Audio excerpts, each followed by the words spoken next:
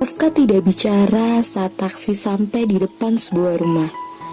Aku belum pernah melihat rumah Kafka yang ditinggali Kak Sofia selama beberapa bulan ini. Tapi sekarang aku tahu kenapa ayah dan bunda ngotot aku harus menikah dengan Kafka. Dia kaya. Rumah dengan pagar berwarna putih ini sangat luas. Halaman rumahnya seperti taman yang asri. Rumput hijau terhampar dengan indah. Tanaman dan bunga-bunga menghiasi sekeliling rumah. Aku takut. Kenapa suamiku ini seseorang yang lebih dan lebih lagi? Aku tidak bermimpi seperti ini. Mimpiku sebenarnya hanya ingin mempunyai seorang suami yang mencintaiku, tidak lebih. Non, panggilan itu menyadarkanku dari lamunan. Hari ini sudah menjelang sore. Sejak Kafka menunjukkan kamarnya yang sekarang menjadi kamar kami, aku memang menghabiskan waktuku untuk menata pakaianku yang aku bawa.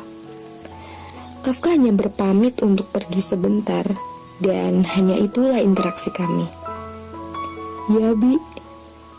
Aku menoleh ke arah perempuan setengah baya yang tersenyum di ambang pintu kamar.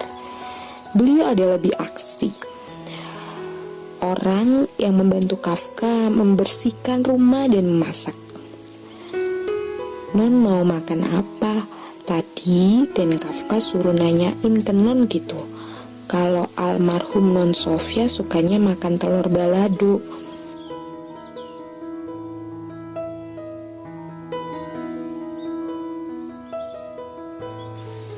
Aku tersenyum mengingat kesukaan kakakku itu.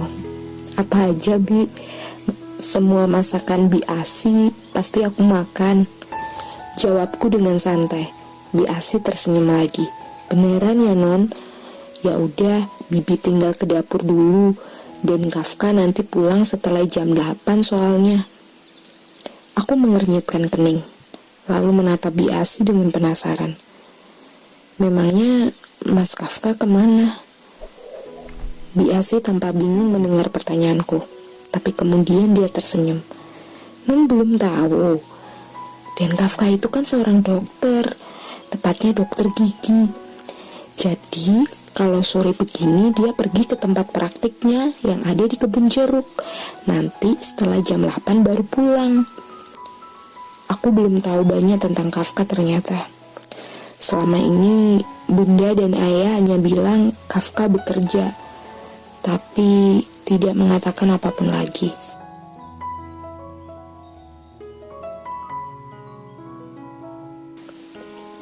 Ya udah ya Non, saya permisi. Kuanggukan kepala dan kini menatap keadaan kamar. Ranjang yang besar tapi terlihat dingin. Ruangan kamar ini tampak simpel dan tidak banyak pernak-pernik. Bahkan foto Kak Sofia saja tidak ada sedikit pun di sini. Kalau aku disuruh berada di rumah 100% apakah aku bisa?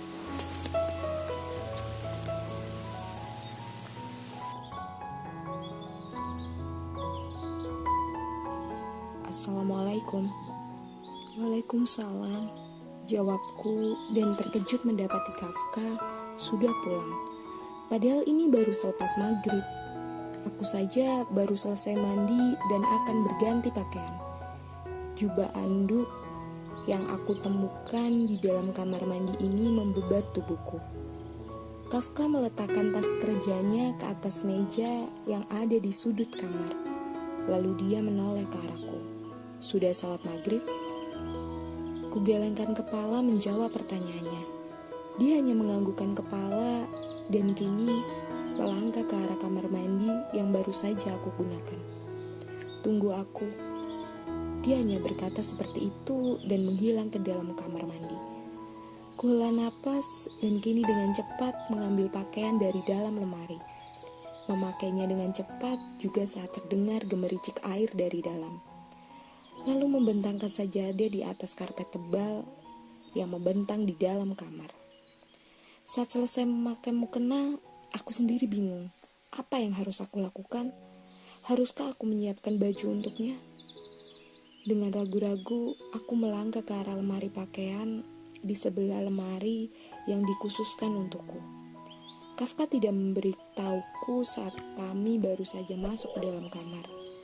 Kubuka pelan lemari yang kuncinya menggantung itu. Dan saat kubuka, lemari besar itu menampung pakaian Kafka yang digantung dengan gantungan baju. Aku bingung harus mengambilkan yang apa. Tapi aku melihat baju koko putih lengkap dengan sarungnya tergantung dengan rapi.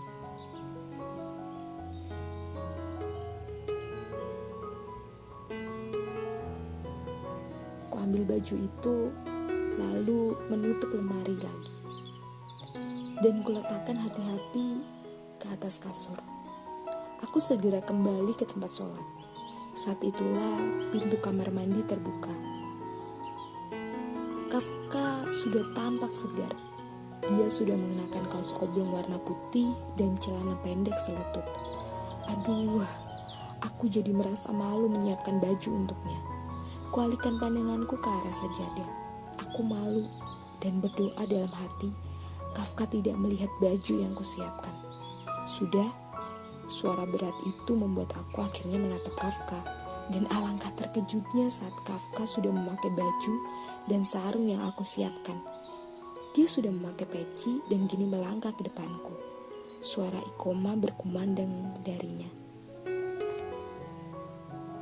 Setelah sholat maghrib, aku dan Kafka membaca Al-Quran. Karena waktu maghrib dan isya itu sangat dekat dan kami memutuskan untuk menunggunya. Kami sholat berjamaah lagi. Aku sudah sedikit nyaman dengan ini. Dek, panggilan Kafka itu membuat aku berhenti melangkah.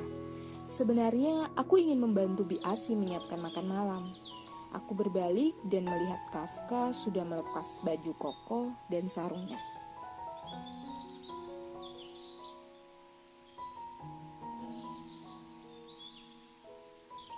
Sini, Kafka melambaikan tangan untuk memanggilku. Akhirnya aku melangkah perlahan ke arahnya. Jantungku berdegup kencang. Interaksi ini masih membuat aku canggung.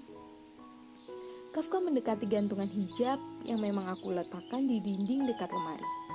Dia tampak memilih salah satu hijabku. Dia mau apa? Lalu mengambil pasmina warna biru dan melangkah ke arahku. Tanpa kata, dia memakaikan pasmina itu ke kepalaku. Walau di dalam rumah, lebih baik memakai kerudung. Ada Mang Rahmat dan Andi, tukang kebun suami Bi Asi dan anaknya. Mereka semua pria. Mendengar penjelasan Kafka, tentu saja aku merasa malu. Dengan cepat, aku mengambil alih pasmina yang sudah dibenarkan Kafka. Rama bisa pakai sendiri, jawabku perlahan. Akhirnya Kafka melangkah mundur, mengamatiku untuk sesaat, lalu tangannya terulur untuk menepuk kepalaku. Lalu dia pergi begitu saja. Kenapa dia selalu memberikan efek yang tidak baik untuk jantungku?